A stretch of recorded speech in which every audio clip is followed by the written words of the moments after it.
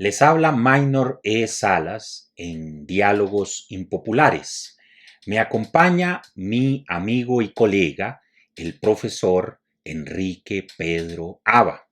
El tema de hoy es ¿para qué Hans Kelsen? Quiero empezar con 3 advertencias previas. Primera advertencia.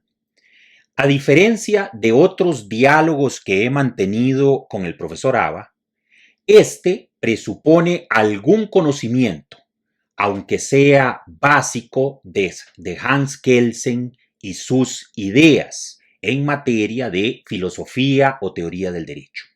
Sería imposible detenernos a exponer sus ideas para luego comentarlas, y más imposible sería hablar de otros campos que no sean precisamente esos. Repito, filosofía y teoría del derecho. Segunda advertencia. Para muchos, Hans Kelsen y sus ideas están muertas. Son cosas del pasado. Pertenecen al museo jurídico. Entonces, ¿para qué venir a hablar sobre él? Precisamente ese es nuestro objetivo, dar respuesta, aunque parcial, a este interrogante. Además de que ni al profesor Aba ni a mí nos interesa necesariamente hablar de autores de moda, ni seguir el efecto Vicente. Nos interesa el análisis de ideas y su actualidad. Y más que su actualidad, su verdad o falsedad. Tercera advertencia es que a un autor como Kelsen es muy difícil discutirlo en 20 o 30 minutos que durará nuestra conversación.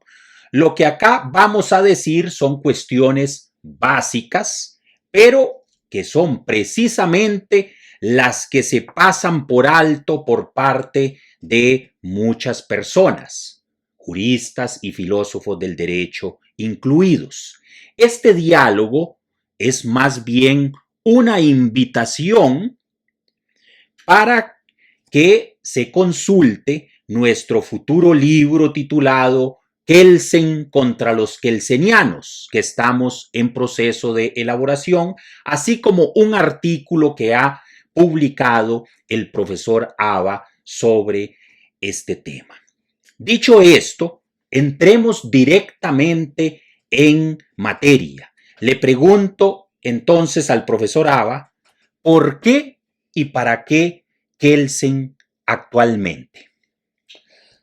Bueno, entre muchas otras posibilidades, hay dos grandes campos a los cuales creo que va a ir dirigida nuestra pregunta. El primer campo es ¿qué nos puede decir hoy Kelsen de interesante y de verdadero con respecto al derecho? Esa sería la primera pregunta, o el primer campo. El segundo campo, suponiendo que lo que nos dice tiene tales o cuales aspectos de interés, en fin, etcétera, que sea cierto, ¿verdad? Eso que es cierto, que él ha dicho, de lo que en alguna medida se continúa hablando, eso, ¿qué efectos prácticos reales tiene en la conducta de los juristas actualmente? Creo que esas serían las dos grandes preguntas que tenemos que distinguir. Ahora bien, yo creo que en lo que nos vamos a concentrar, si usted no me rectifica, es en la primera pregunta. ¿Qué dice que sea cierto e interesante, desde luego, con respecto al derecho? El segundo aspecto, ¿qué efectos prácticos tenga? Tal vez lo rocemos de paso, pero ubiquémonos en la hipótesis de que no tuviera ningún efecto práctico. ¿Qué quiero decir con eso?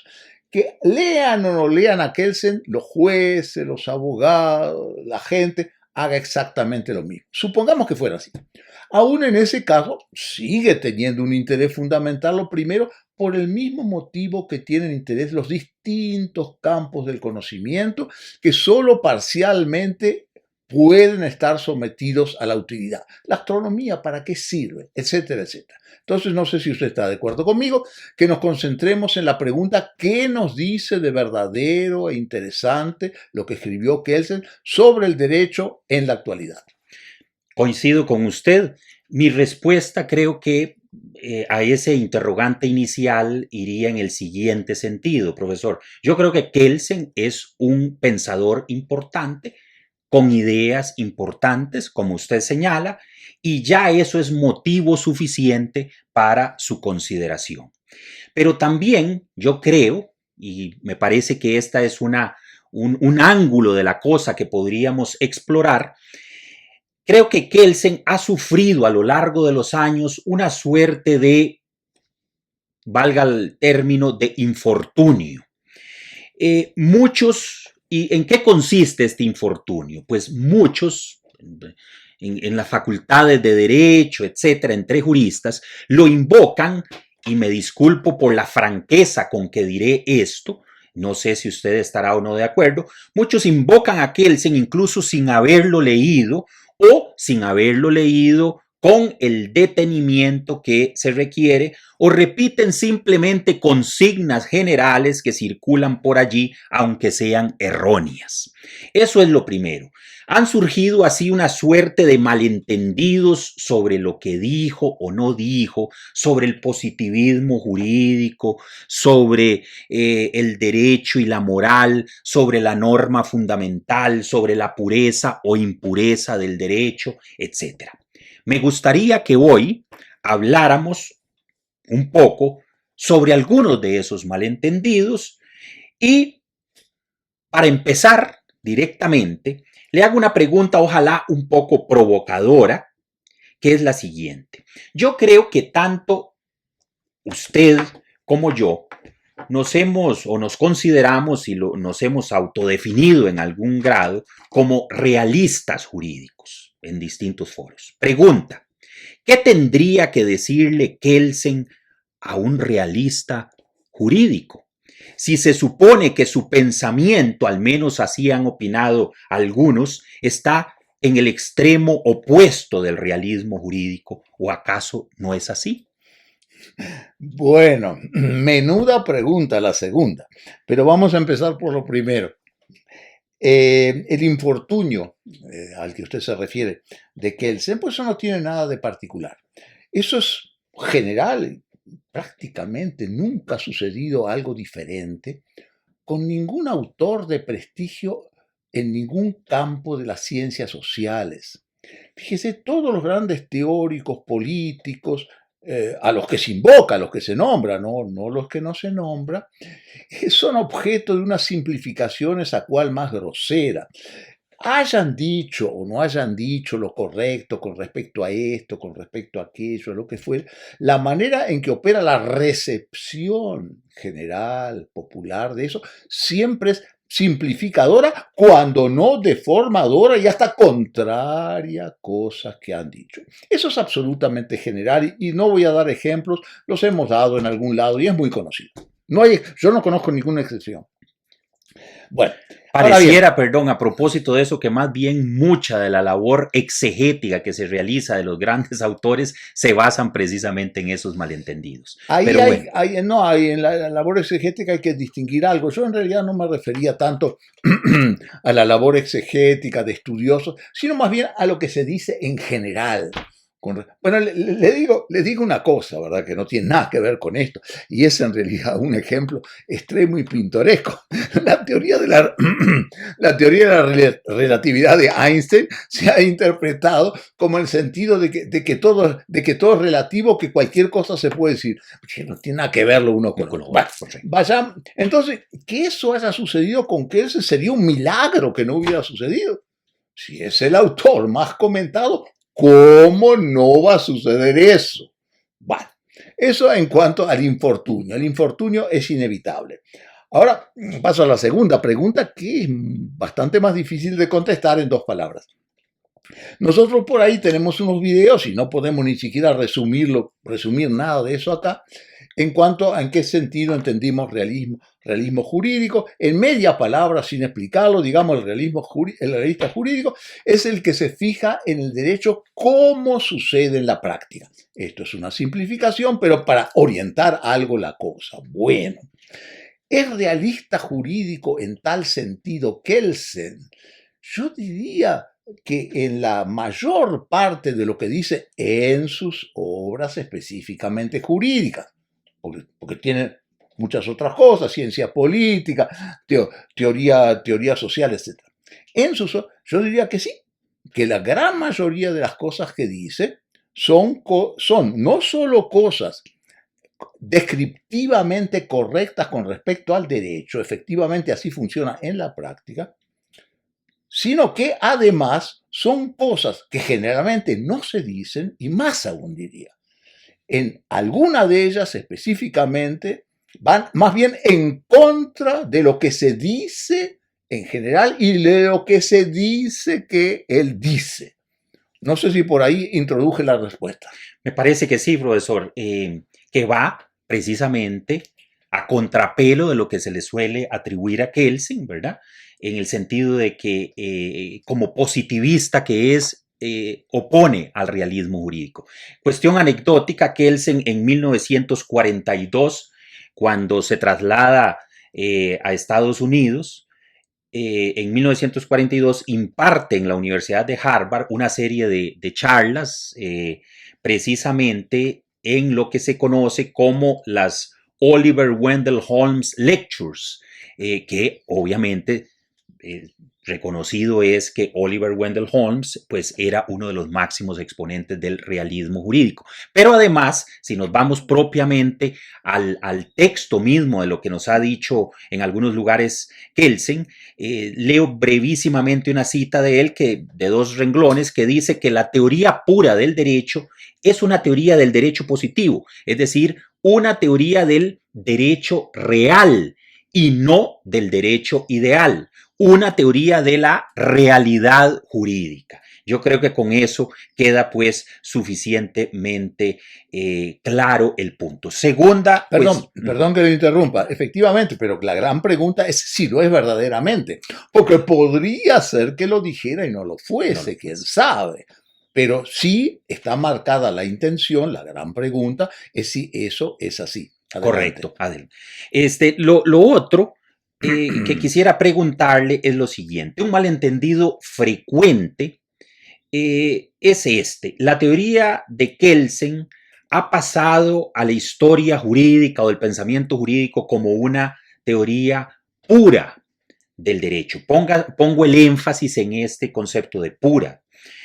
Se le ha objetado, por supuesto, eso es algo, digamos, que forma parte de casi de la cultura jurídica general, este tipo de objeciones, que quiero precisamente que desmitifiquemos el día de hoy, si es así o no. Se le ha objetado que de pura no tiene nada, porque el derecho, se dice, es una mezcla de muchas cosas, de todo tipo de creencias religiosas, políticas, ideológicas, etcétera, una mezcla de todos esos factores. Y pues entonces la pregunta que surge y que quiero plantearle, profesor, es la siguiente. Entonces, ¿en qué consiste la pureza de la teoría pura del derecho en Kelsen? Bueno, le voy a contestar con las propias palabras de Kelsen y luego tratamos de explicarlo un poco.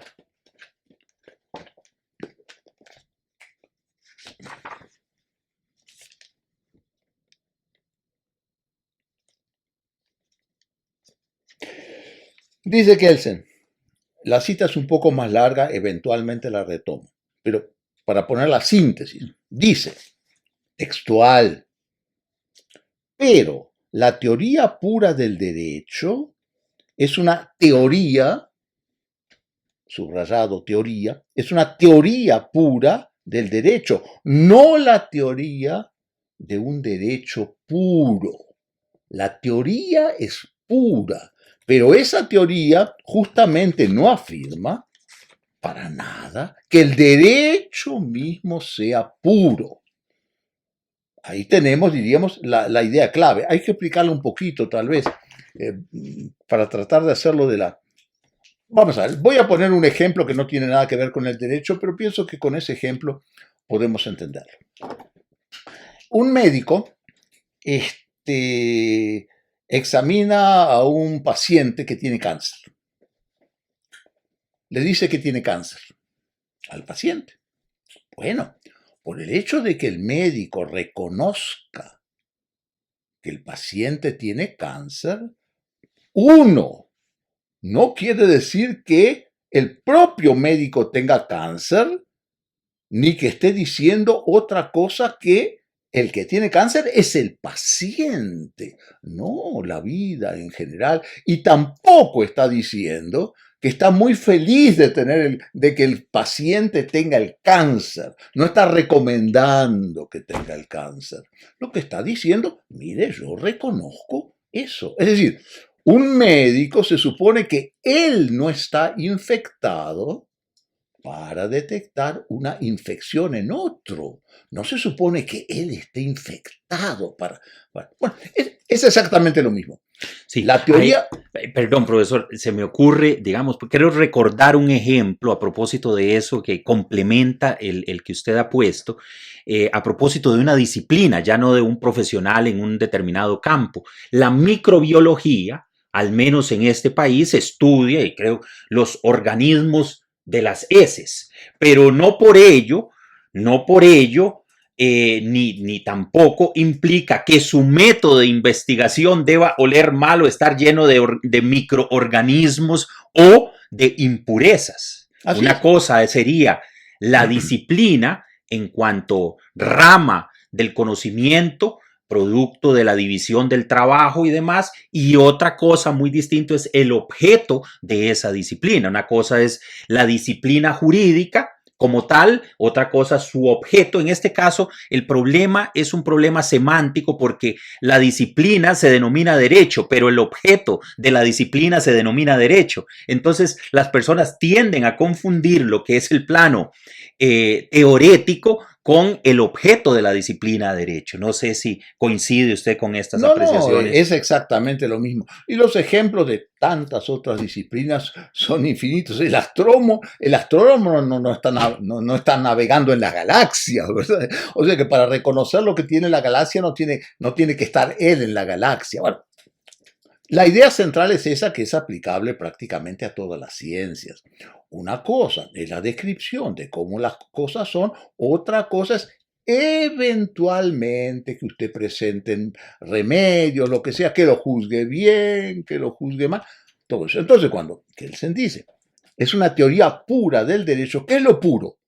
Que es descriptiva, que no se contagia de entusiasmos, de las simpatías, de la no simpatía, de lo que quiera o de lo que deje de querer el señor que describe como cualquier ciencia. Es pura y tiene que ser pura para poder ser descriptiva, porque si no es pura descriptivamente, se contagia de falsedades, ideologías, sueños, todo lo demás. Pura la teoría, pero justamente por ser pura, reconoce que su objeto, el derecho, no es puro. Solamente una teoría del derecho que no es pura podría pretender que el derecho sea puro. Suele plantearse, profesor, respecto a este tema, una objeción en contra de los señalamientos. A mí siempre me ha parecido, sinceramente, una cosa, una objeción o un reparo, digamos que bastante insulso, porque justamente desde tiempos, al menos de Max Weber, creo que el punto está suficientemente aclarado, que es lo siguiente, se suele decir, no, mire, la mera elección de una norma para estudiar esa norma, aunque de manera pura, implica ya un juicio de valor previo en la elección de la norma. Ese es el reparo que se hace. Por supuesto que sí. Yo creo que no vamos acá ni es el lugar para venir a explicar la posición de Max Weber al respecto. Por supuesto que en el momento de elección, el investigador opera bajo la influencia de una serie de valores que están en su mente, en su cabeza. Escoge, por ejemplo, para el estudio una norma penal en lugar de una norma civil porque le gusta el derecho penal, porque quiere investigarlo por algún motivo personal o biográfico en particular, etcétera. Eso es así, es un juicio de valor. No significa que una vez en un segundo momento, en lo que se ha conocido técnicamente, y sobre esto pues tampoco podemos entrar en este video, como el momento de determinación de la validez de los postulados que se van a estudiar, tenga que influir necesariamente esos aspectos biográficos. Finalmente, hay un tercer momento que es una vez que se realiza el estudio respectivo de la manera más objetiva posible. ¿Qué hago yo con los resultados de esa investigación? Que es el momento final donde también entran en juego o en consideración los valores políticos, ideológicos, etcétera. Sin embargo, yo creo que estos son aspectos quizás un poco técnicos y finos de la discusión que no valga la pena señalar para efectos de la pregunta que le formulé a usted. Sí, ¿no? estas tres esferas que usted señala, yo la examiné, lo examiné detenidamente hace muchos años, en un estudio sobre Max Weber y Kelsen, digamos, los tres planos. Pero no me voy a detener en eso, tal vez dejemos la referencia para quien le interesa. Correcto. Lo que a nosotros nos importa, sí, para esto que estamos examinando, y es facilísimo de entender, es esto. Bueno, evidentemente, volvamos al médico. Bueno, para que el médico examine al paciente, le mande a hacer una radiografía, lo que usted quiera, ¿verdad? Tiene que interesarse en eso. Si el médico no está interesado en lo que le pasa al paciente, ¿qué va a hacer? O le cae mal el paciente, o le cae mal, o lo que sea, pero simplemente tiene que tener algún interés en eso. Ahora, el interés, interesarnos en algo, en cualquier cosa, es un juicio de valor porque estamos diciendo que esa X cosa en que nos interesamos tiene alguna importancia.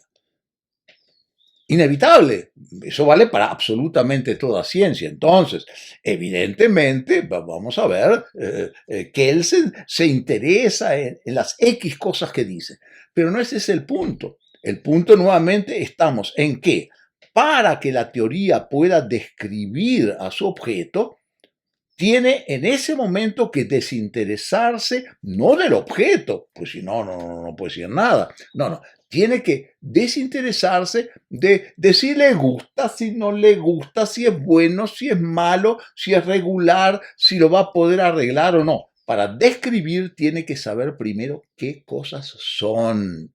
Y eso justamente es lo que pretende la teoría pura del derecho, describir ciertos aspectos del derecho, no todo lo que tenga que ver con el derecho, describir ciertos aspectos del derecho puramente, es decir, sin fantasías, por más que en el propio derecho entren toda clase de consideraciones políticas. Correcto. Pasemos, si le parece, a otro de los grandes mitos, por llamarle así, en torno a Kelsen. Otro de los malentendidos. La idea, como lo dije al inicio, es precisamente irnos refiriendo, aunque sea brevemente, profesor, a cada uno de estos malentendidos o mitos que hay en torno al autor que comentamos. Otro de los malentendidos sobre Kelsen es el famoso asunto de la norma fundamental. ¿Qué opina usted de ese malentendido? Yo sé que en pocas palabras es imposible desenmarañar toda la serie de cosas que se han escrito, bibliotecas enteras respecto a ese problema, pero me gustaría conocer su opinión. Bueno, eso es un asunto bastante técnico y yo diría que en realidad no tendríamos que detenernos mucho para explicarlo en detalle, pero creo que no hace falta. Basta con pensar lo siguiente. Supongamos que Kelsen nunca hubiera mencionado eso. Supongamos. ¿Cuáles de las cosas que dice dejarían de ser ciertas? con eso yo no estoy, porque no quiero entrar en esa discusión, afirmando si es verdadera o falsa. Más aún, si Kelsen dice que es una norma hipotética, no puede ser ni cierta ni falsa, pero me olvido totalmente de la discusión con respecto a eso, que ha sido una de las técnicas entre comillas, fundamental para no hablar de lo que sí importa de Kelsen. No digo que lo hagan intencionalmente, pero justamente como es una cuestión tan técnica, da lugar a miles de especulaciones para no hablar de lo que sí es importante y decisivo en Kelsen. Entonces, contestación. Tenga o no razón en cuanto a la norma fundamental, sea atinado o no sea, podemos prescindir totalmente de ella para examinar lo acertado o no acertado de prácticamente todas las otras cosas que dicen. Esa sería mi respuesta. A ver si le entiendo bien entonces, profesor. No se requiere de esta categoría en el pensamiento de Kelsen para referirse a otros de los problemas que él examina, o sea que el análisis de los problemas específicos vendría a ser el mismo, se tenga o no se tenga el asunto de la norma fundamental. Bueno, fíjese, a ese punto se refiere Kelsen en el capítulo 5 de la última edición de la teoría pura. La última edición originalmente es 1960 en alemán, después fue traducida. Y ahí examina la dinámica política y ahí examina después un poco más adelante la famosa pirámide y todo eso. Bueno, muy bien. Supongamos que eliminamos ese concepto, ese texto. Tal vez podría decirse, no lo discutimos, podría decirse o no que el análisis es incompleto. Supongamos que se diga eso. No vamos a discutir eso. Pero si no decimos nada de eso como nunca se había dicho antes, desaparece, deja de ser cierto lo de la pirámide, cosa tan elemental como que se entiende que predomina la Constitución sobre la legislación sobre los decretos administrativos, etc. ¿Quién no sabía eso como antes jurista de Kelsen? Antes de que Kelsen lo metiera ahí? Entonces, sea o no sea correcto lo que digo que eso, desde el punto de vista realista, volvamos a decir, ¿no? Desde el punto de vista de las especulaciones mentales, bueno, no sé si carece totalmente de interés, pero de todas maneras no afecta para nada la corrección o el error de las restantes cosas en general que se dicen en la teoría pura del derecho. Fíjese que eso es un párrafo de ¿cuántas páginas? 201.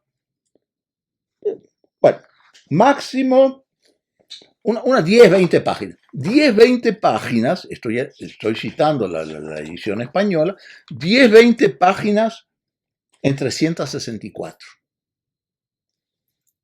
Entonces, se acepte o no se acepte la norma fundamental, se crea o no en ella, digo que no afecta la inmensa mayoría de las cosas que dice Kelsen. Por eso digo que es relativamente intrascendente. Correcto, profesor.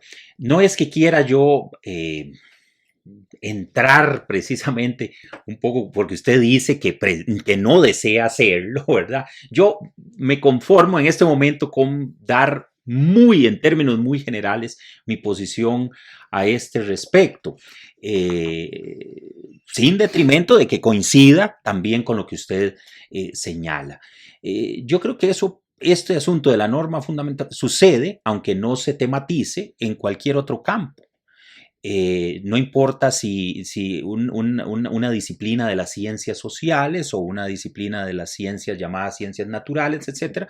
Hay unos presupuestos que están allí que vienen a dar sustento a lo que se dice. Pensemos, por ejemplo, en el campo de las ciencias naturales, el presupuesto de la búsqueda de la verdad. Pues es a lo que aspira o lo que se aspira en muchas de las investigaciones científicas a que la descripción que yo realice de ciertos fenómenos, así como la relación que establezca entre ellos, sea verdadera. Sin embargo, digamos, el investigador no se detiene a cada paso a decir, mire, yo hago esta y esta y esta investigación porque presupongo que voy a llegar o alcanzar algo que consiste en la verdad en el tema dado. Entonces, en el caso de Kelsen, a mí siempre me pareció que el presupuesto que él establece, que él mismo señala como hipotético, y para eso me tomo, digamos, un segundo para leer un pasaje que me parece absolutamente decisivo a ese respecto, del propio Kelsen, que dice, para la contestación de esta cuestión, la teoría pura del derecho utiliza la idea de una norma fundamental como una presuposición hipotética del conocimiento jurídico. La norma fundamental representa la razón de validez de todas las normas que pertenecen a ese orden jurídico. Es un presupuesto para decir simplemente, mire, este presupuesto es lo que da validez a las normas inferiores, que como bien usted había señalado, era un conocimiento que ya existía, de la pirámide, antes de Kelsen. Pero bueno, pasemos, si le parece, profesor, a otro tema, tema de estos, origen de todo tipo de confusiones, de escritos, de publicaciones, de malentendidos, que es lo que acá queremos conversar. No, simplemente una mera acotación. Creo que ya lo dije, pero por la duda vale la pena reiterarlo, aunque le va a caer muy mal a nuestros colegas. Lo que pasa es que esto de la norma fundamental, no tanto en la práctica jurídica general, ni en los jueces, ni en los abogados y en todo eso, que la pueden mencionar o no, generalmente ni la mencionan. Yo qué sé, para hacer teoría del derecho da pretexto a infinidad, pueden escribir millones de artículos sobre eso y siempre van a tener algo que decir. O sea, que yo diría que favorece el ego profesional de los expertos en teoría del derecho, o sea, le da tema para discutir y eso en todas las materias es bastante interesante. Sí, decía que volvamos entonces a un tema de esos origen de malentendidos, y es el de las relaciones del derecho con otras disciplinas, en especial las relaciones de la teoría pura con la política y con las ideologías en general. Pregunta directa, ¿cuál es, según su punto de vista, ese tipo de relación entre el derecho y la política en lo que respecta a Kelsen? Bueno, que yo sepa, Kelsen jamás negó la relación con la política. En el mismo texto que yo estaba leyendo sale eso. No sé si será este el momento oportuno. Ese es. Bueno, vamos a leer entonces qué dice Kelsen.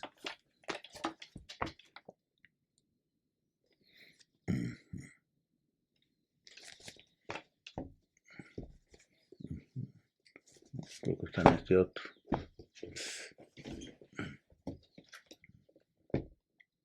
Acá está. Dice, atención, la despolitización que la teoría pura del derecho exige se refiere a la ciencia del derecho, no a su objeto, el derecho. Y acá viene lo fundamental. Atención.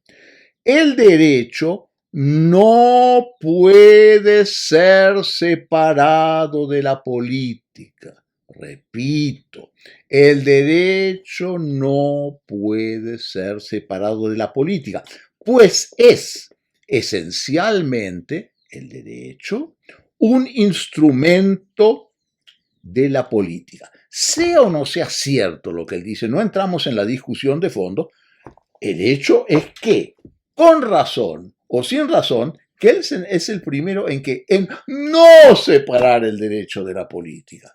Lo que pasa es que volvamos a lo de la teoría pura. Hacer teoría pura, como es descriptivo, eso no es política. Lo que es política es el derecho, que no es puro. Ahora, relaciones. Por lo tanto, toda suerte de relaciones surge de eso. Pero, sin embargo, también hay que decir la verdad. Kelsen él mismo no se ocupó de los aspectos políticos del derecho. Él no estudió eso. Pero eso no es más que un problema de división del trabajo. Vamos a ver, volvamos nuevamente a nuestro ejemplo de los médicos. Yo qué sé, el cardiólogo estudia lo mismo que el ortopedista. No. ¿Y qué está diciendo el cardiólogo? Ah, mire, no importa, la ortopedia no importa para nada. Tanto da como tenga usted las piernas, los nervios, igual le funciona igual. No dice eso, él dice, yo voy a dividir mi trabajo en analizar esto. Entonces, lo que Kelsen propone es una cierta división del trabajo, no supresión de las otras cosas, no negación de la relación entre. Una división, decir, yo me voy a ocupar especialmente de tales o cuales cosas y que otros se ocupen de lo otro. Esa división se puede aceptar. Si usted quiere, sí, si usted quiere, no. Pero una cosa es dividir. Yo digo, por ejemplo, en este libro, tengo un libro acá, muy bien. Este libro tiene unas tapas. Bueno, yo me voy a ocupar del diseño de las páginas. Y otro se ocupará, bueno, me ocupé yo de escribirlo, pero otro se ocupará, yo qué, de imprimir las páginas. Entonces yo digo, yo, el que diseño la página, me ocupo de eso. Entonces quiere decir que digo, todo lo otro no vale, no sirve. El libro son solamente las páginas. El libro, en este caso, el libro sería el derecho. Y las páginas, bueno, digamos las tapas, si usted quiere, eso sería lo que estudia. Entonces, eso de decir que porque yo estudio una cosa, no estudio la otra, es absolutamente disparatado. Ahora, perdón, un paréntesis ahí, profesor, brevísimo relacionado. Esto ha dado pie, eso que usted está criticando ha dado pie a que algunos autores digan que Kelsen hace defensa, apología de una suerte de teoría de que se ha llamado la teoría de las islas, ¿verdad? De las islas del conocimiento, donde por allá estaría la teoría política, por allá la teoría sociológica, por allá la teoría jurídica, etcétera, etcétera, y que él defiende una tesis de esas, se utiliza un pasaje de la teoría pura, o un pasaje especialmente en la teoría pura de derecho, que es el asunto del sincretismo metodológico. Entonces, algunos se valen de esa idea para imputarle o atribuirle a Kelsen lo que a mí me parece una tontería, porque dice precisamente, digamos, no dice lo que le imputan o le atribuyen, que es lo que usted en este momento está explicando. Defender una división del trabajo y yo quedarme con una de esas parcelas, o para utilizar el lenguaje de estos autores, que yo me vaya a vivir a una isla no significa ni remotamente, primero, que niegue la existencia de otras islas, y en segundo lugar, que en esas islas se hagan cosas que también pueden resultar productivas para mi propio trabajo determinado en la isla que yo he decidido tomar como punto de partida. No sé qué opinaría. No, es así, pero vamos a ver. Kelsen, como digo, hace esa división del trabajo y se ocupa de cosas como la siguiente, que tenga o no tenga razón, no son triviales. Leo simplemente el título de los capítulos principales. El título. Derecho y naturaleza, capítulo 1. Derecho y ciencia. Estática jurídica, dinámica jurídica, derecho y Estado. Derecho internacional, la interpretación. Bueno, casi nada. Ahora, si alguien dice, mira, a mí no me interesa hablar de eso. Hable usted de eso y yo voy a hablar de otras cosas. Es su legítimo derecho a hablar de lo que quiera. Pero vamos a ver, ¿por qué se le va a negar a alguien, verdad? No el derecho en sentido jurídico de que tiene, no, digo, de que pueda hablar de cosas como esas, tema chiquito. Ahora él dice, bueno, voy a hablar de eso, pero no voy a hablar de tales o cuales otras cosas. ¿Con eso estoy diciendo que las otras cosas no tengan nada que ver? No, simplemente estoy diciendo que no se puede hablar de todo al mismo tiempo, cosa elemental para cualquier conocimiento científico y de lo que sea. Ahora bien, es cierto que no es indispensable efectuar la división del trabajo como lo dice él. eso es verdad, puede hacerlo de otras maneras, pero que usted haga o no haga tal o cual división del trabajo, no quita que la pregunta fundamental para un realista es, en eso de que usted habla, ¿es cierto o no es cierto? Para ir cerrando, profesor Aba, porque el tiempo se nos ha ido volando, quisiera hacerle una última o unas últimas preguntas.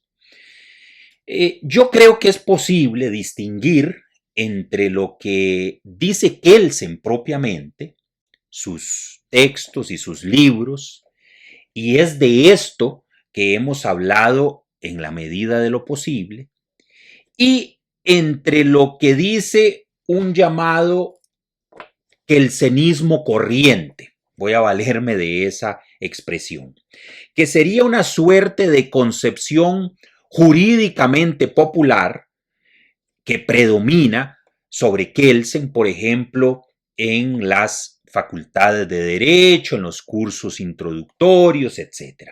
¿Qué opinaría usted sobre esta distinción? Pues sí, es exactamente así. En los cursos normales que se dan de introducción al derecho y en lo que les queda ahí a los juristas en general con respecto a la idea de Kelsen, es eso que se ha llamado, usted también lo ha llamado, kelsenismo, que es esa versión vulgar de Kelsen, que para ponerlo de la manera más sintética, es eso que ya hemos demostrado que Kelsen no lo dice, sino todo lo contrario, aquello de creer que Kelsen pregona o pretende o busca un jurista puro. Pero sabemos que eso es un disparate. Pero para comprobarlo, le voy a leer un texto muy breve, que es simplemente típico de la manera del kelsenismo, o sea, la vulgarización anti-kelseniana de lo que dice Kelsen. Leo el pequeño texto. Todo lo relacionado con el orden político y más precisamente con las ideologías se configuraría, supuestamente según Kelsen, se configuraría como un terreno vedado al jurista. Ya hemos visto que Kelsen está a años luz de decir semejante disparate. Pero esa es la manera en que se entiende la pureza. Y aplicado más específicamente a un aspecto fundamental de los discursos jurídicos generales, que es el asunto de la interpretación del derecho. No hemos podido tocarlo. Que no lo hemos podido tocar, pero señalo apenas media palabra de lo que dice Kelsen al respecto, que inmediatamente cualquiera que conozca esa versión vulgar va a ver que es todo lo contrario de lo que se le hace decir. Leo directamente lo que dice Kelsen. Se trata, bueno, habría que evitar con el mayor cuidado, habría que evitar el teórico realista, no lo que hacen los juristas en general. Evitar con el mayor cuidado la ficción de que una norma jurídica siempre admite solo un sentido, el sentido correcto. Este es un dogma básico que cualquier jurista conoce. Los juristas aceptan que hay discusiones, ¿cómo no? Pero siempre van a decir, pero la verdad es que hay uno solo correcto. Bueno, Kelsen dice que eso es una ficción y agrega, no se negará que esta ficción del sentido unívoco de las normas jurídicas puede tener grandes ventajas desde algún punto de vista político. O sea, cuando Kelsen dice eso, ¿es algo que a él se le ocurre o que está recomendando? No, está simplemente reconociendo nuevamente cómo actúa en la práctica. El jurista lo ven en cualquier discusión en los tribunales. Cada uno dice que es el correcto. Entonces, lo que Kelsen dice, bueno, de hecho, hay más de un sentido correcto, porque esa es la manera de actuar de los juristas. Ahora, Kelsen dice que no, que hay que eliminar esa ficción. No, él dice que hay que eliminarla en los estudios realistas, pero no dice que el jurista real tenga que eliminarla. ¿Por qué? Porque las ficciones son parte de, en todas las cosas, ¿verdad? De las conciencias colectivas y ayudan a producir. Si no tuviéramos esa ficción, la de que hay un solo sentido, entonces la gente no confiaría en los juristas. Que guarda relación con aquello de Frank también, Exacto, el mito básico del derecho, entonces, precisamente. Kelsen que hace, reconoce que eso es una ficción, pero fíjese que no está recomendando que se elimine la ficción en la práctica, porque en la práctica, como en la práctica el derecho es impuro, solo puede funcionar, entre otras cosas, mediante ficciones. Todo lo contrario de lo que dice, de lo que se entiende normalmente por kelsenismo, lo que entiende la doctrina corriente y de lo que pregona, aunque no atribuyéndoselo necesariamente a Kelsen, la teoría del derecho más avanzada, teoría de la argumentación, etc.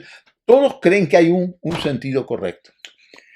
Me alegro, profesor Aba, que haya tocado y que haya citado, que haya invocado usted esas citas directamente del texto de Kelsen, porque uno de nuestros objetivos era precisamente oponer el Kelsen de los textos, el Kelsen de los libros, a ese kelsenismo propio de esta cultura jurídica popular, para mostrar que muchas veces se le atribuyen a Kelsen, un pensador importante, se le atribuyen ideas que, y me disculpo por la franqueza, son verdaderamente descabelladas. Ojalá que estas citas directas sirvan para mostrar que el Kelsen real tiene poco que ver con ese hombre de paja que es el Kelsen del kelsenismo, y que cuando